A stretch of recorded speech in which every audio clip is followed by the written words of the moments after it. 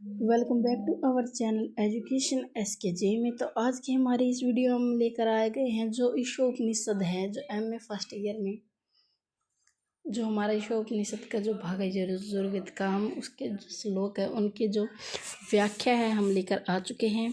तो आइए हम शुरू करते हैं हमारे व्याख्या को। तो देखिए, जो पहला हमारा ओम ईशावास्यमिदं सर्वकिंचित जगतम जगतेन तक्तेन भुंजिता माँ घृत कश्य वृद्धम। अर्थात जगत में जो कुछ भी चेतन स्वरूप है, ठीक है, तेन तक्तेन भुंजिता, हमें उन सब का क्या करना चाहिए, निस्वार्थ या त्याग भाव से क्या करना चाहिए, उपभोग करना चाहिए।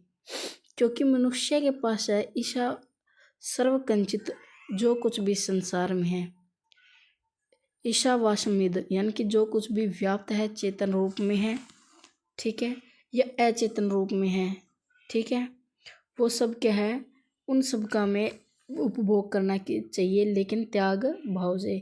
इसके अलावा मनुष्य के पास कोई भी रास्ता नहीं है। ये धन भला किसका है, हमें इसका उपभोग त्याग भाव से करना चाहिए। इसका भावार्थ है कि हमें किसी के धन का लालच नहीं करना चाहिए, क्योंकि जो ये धन है वो क्या है, बस इस संसार में युक्त है, जो आगे हम जाएंगे तो यहाँ पर क्या इसका उपयोगी नहीं है। हमें अच्छे कर्मों को करते हुए इस संसार में जीना चाहिए, ठीक है। तो अगला है हमारा जो श्लोक है, दूसरा श्लोक है हमारा कर कुर्वेण निवेह कर्माणि जिजीव इच्छा समा। करवेण कर्माणि यानी कि कर्मों को करते हुए जिजीव इच्छा समा यानी कि 100 वर्षों तक जीने की इच्छा करनी चाहिए। एवं यवि नयते अस्ति न कर्म लिप्यते।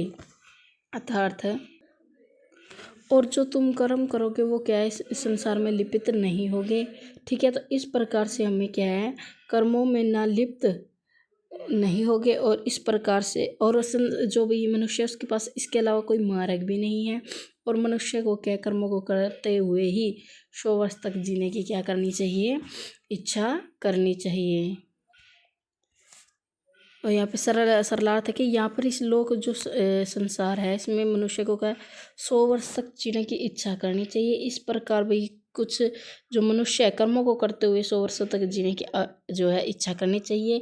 और इस तुझ मनुष्य में, इस संसार में इसके सिवाय कोई दूसरा मार्ग भी नहीं है जिससे तू कर्मों में भी लिप्त नहीं होगा, ठीक है। आगे है जो तीसरा है हमारा, शून्य नाम ते लोका अंधेन तमसा वृता तांस ते प्रयाग भी गच्छन्ति ये चात्मनः जनो। जिसका अर्थ है वे असुर संबंधी लोग आत्मा के अदर्शन रूप अज्ञान से आच्छादित है, और जो कोई भी आत्मा का हनन करने वाले लोग हैं वे मरने के बाद जाकर उन लोगों को प्राप्त करते हैं।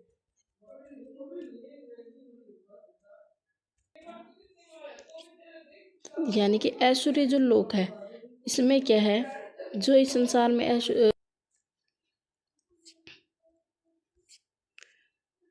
कि जो ऐसुर नाम के जो लोग हैं जो क्या है आत्मा के स्वरूप से अभिन्न है, यानी कि जिन्हें ज्ञान है तानसेन प्रगति, और जो आत्मा का हनन करते हैं वो अंत में इस लोक में जाकर ही उनका क्या होता है, उनकी समाप्ति हो जाती है, ठीक है। वे अंत में क्या मृत्यु को ही प्राप्त हो जाते हैं। तो हमारा चौथा श्लोक है कि अनेजेक्तम मनसो जिजीव इच्छा नेन यदेवु अप्रवय नव मनसत दत्वा न्याय ज्योति तिष्ठति स्मे नपो माता ऋष्वा दधाति।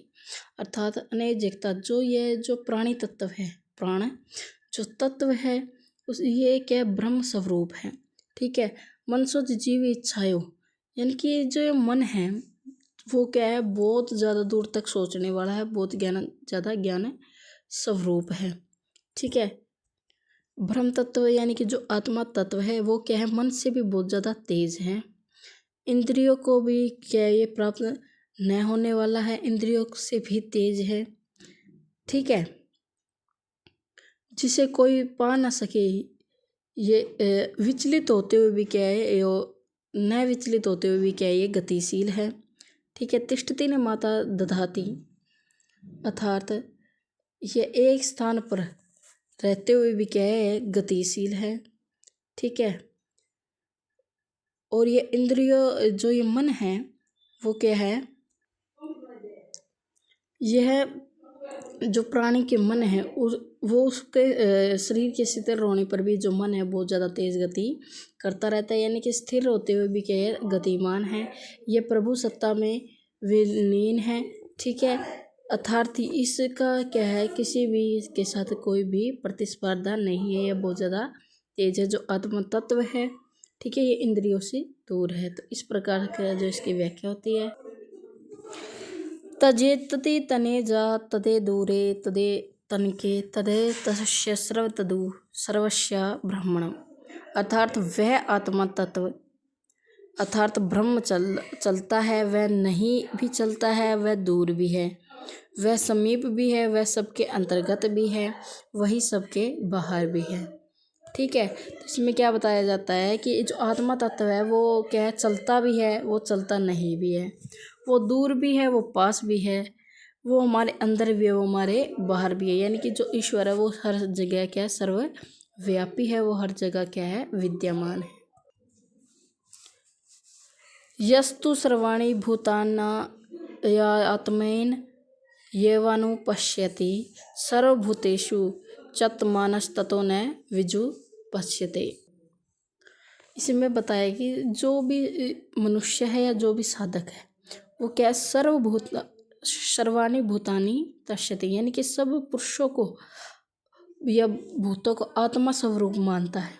ठीक है। सभी प्राणियों को अपने जैसा समझता है कि सारे के जीव एक जैसे हैं। समस्त जीवों में उस आत्मा को देखता है भी, सभी की आत्मा क्या है, समान है, किसी से भी घृणा नहीं करता। ये भूत है, प्रेत है, भगवान है, ये सब है, उस सबको एक समान समझता है। वही क्या है, इस संसार में सही कर्मों को वही जो जो सच्चे ज्ञान की प्राप्ति कर पाता है। ठीक है। यानी कि मनुष्य को क्या है, कभी भी किसी को भी ऊंचा नीचा छोटा बड़ा नहीं देखना चाहिए भी, ये गंदा है, ये अच्छा है, सभी को अपने जैसा ही समझना चाहिए, चाहे वो छोटी से छोटी कीड़ी हो या बड़े से बड़ा हाथी हो। ठीक है। तो सभी को अपने जैसा भी सभी। सातवां है हमारा, यस्मिन सर्वाणि भूतानि समवेत द्विजानतम अत्र मोह का शोक एकावत मनुष्यतम। यानी कि जिस मनुष्य को आत्मा रूपी ज्ञान की जिसको प्राप्ति हो गई है, आत्मा का जिसे ज्ञान आ गया है, जिस योगी पुरुष को, उस पुरुष के लिए एक तत्व का जो है अनुभव कर लेने के बाद उस मनुष्य के लिए कौन सा मोह है, यानी कि संसार में किसी के लिए उसका मोह हो, शौक हो, वो सब क्या है, समाप्त हो जाता है जब मनुष्य को क्या है, आत्मा रूपी ज्ञान की क्या हो जाती है, प्राप्ति हो जाती है।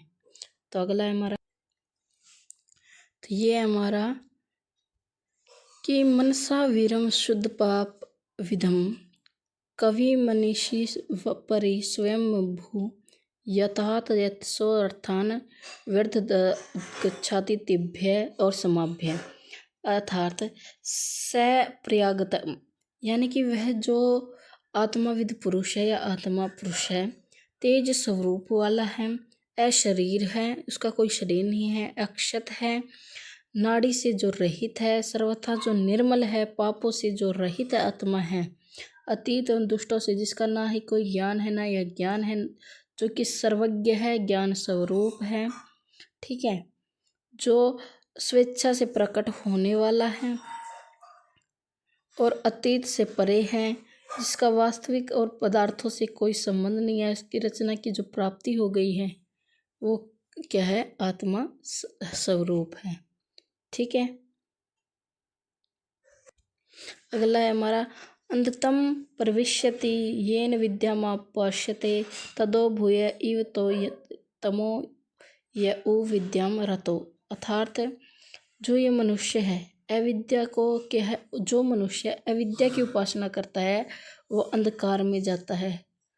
ठीक है। जो मनुष्य क्या है अविद्या यानी कि कर्म की उपासना करते हैं, वे क्या है, घोर अंधकार में जाते हैं।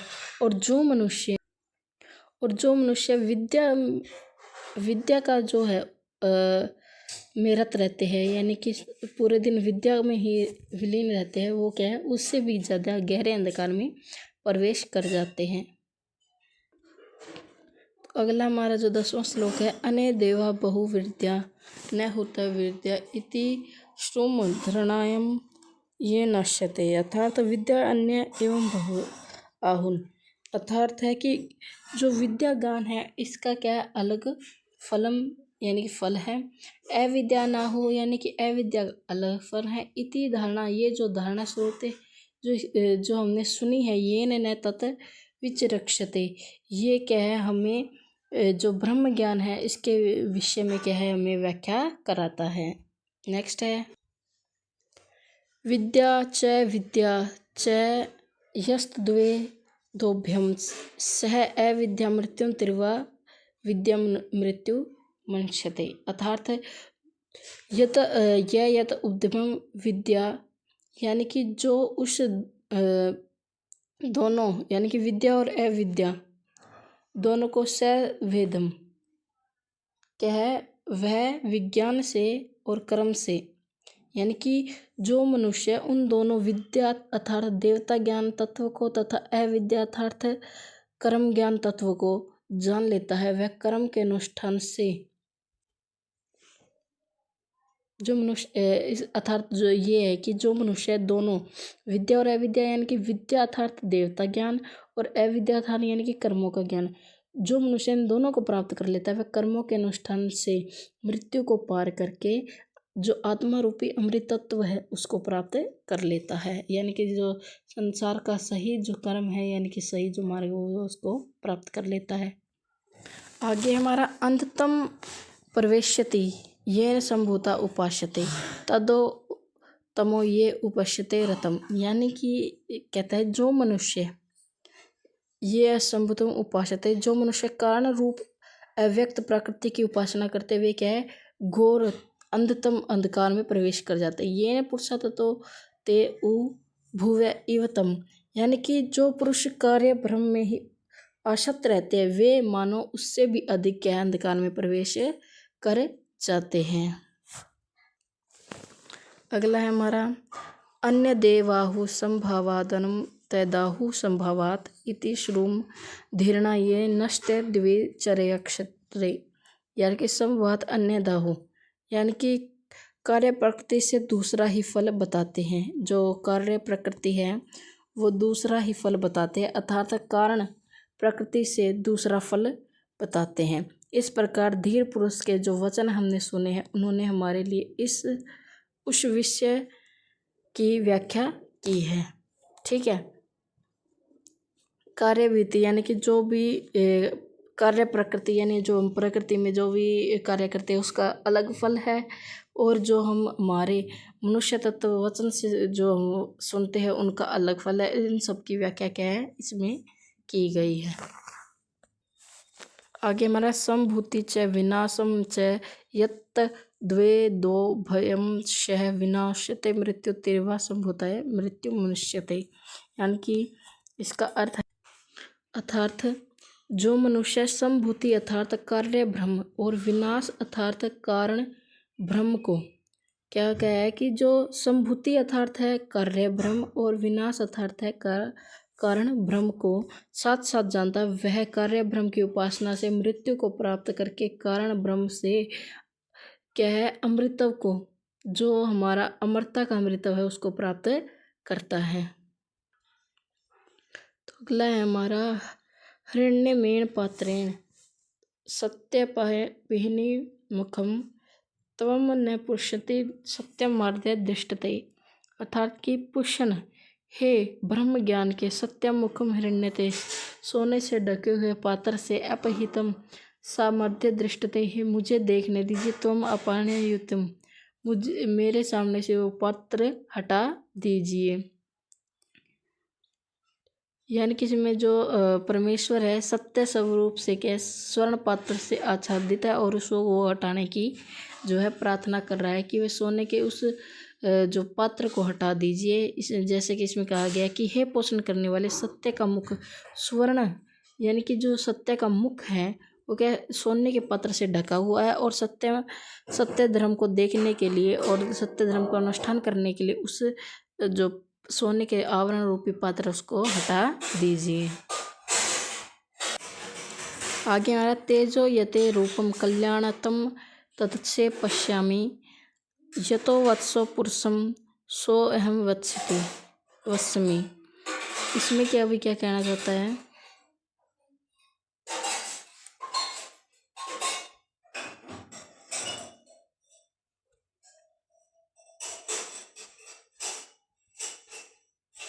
ये सब क्या है? ईश्वर के वाक्य है। जो ऐसो पुरुष यमम सूर्य प्रजापत्य अस्मिन तेज समुख यत ते कल्याणम रूपम तद पश्यति ये अत्सो यशो पुरुषम अहम न अस्मिन। यानी कि हे जगत पोषक सूर्य, हे अद्वितीय ऋषि, हे सर्वनित्य, हे प्राणदायक, हे प्रजाओं के तिष्ठता और कारणों से समेट लीजिए, तेज से आत्मा सात को लीजिए और उसे, और जो अतिशय कल्याणमयी रूप है उसे आपकी कृपा से देखता हूँ। जो यह आदि मंडस्य जो पुरुष है मैं वही हूँ। अगला है वायु निर्मल मनुष्यते संभार शरीरम कुरुतो न समरम कृतम न अमर कृतो अमर कृतम समर। अर्थात अर्थ वायु, ये जो वायु है, प्राण रूपी जो वायु है, प्राण से विलीन हो जाए, यह शरीर भस्मावशेष हो जाए, ये जो संकल्पात्मक जो मन है, तू स्मरण कर मेरे द्वारा संपादित कर्मों को क्या है जो क्या करे, स्मरण करे। और ये जो संकल्पना जीव है, तू स्मरण कर अपने द्वारा संपादित कर्मों का, और स्मरण कर अथवा अकृत अर्थात भविष्य काल में करणीय कर्मों का क्या करे, स्मरण कर। कृत अर्थात भूत में संपादित कर जो कर्म है उनका क्या करे, स्मरण कर, यानी कि उनको याद कर, स्मरण कर। ठीक है। अगला हमारा अग्नि ये सुप्ता नय अस्मिन वासनी देव वयुनाने विद्वान युद्धो सत्यमनो राजते इति भूता नमः विद्यमेन। अर्थार्थ है, अनुवाद है इसका कि हे अग्नि के अधिष्ठ देव, हमें ऐश्वर्य अर्थात कर्म की प्रकाष्ठा को पाने के लिए सन्मार्ग पर ले चलिए। हे देव, आप संपूर्ण कर्म और ज्ञान को जानने वाले हैं, अंतः हमारे मार्ग को प्रतिबंधक पापों से दूर कर दीजिए। आपके लिए अत्यधिक नमस्कार के वचन कहते हैं, बारंबार आपको नमन करते हैं। तो इस प्रकार से जो हमारा ईशावास्य उपनिषद है वो पूर्ण हुआ। अगर आपको हमारी वीडियो पसंद आई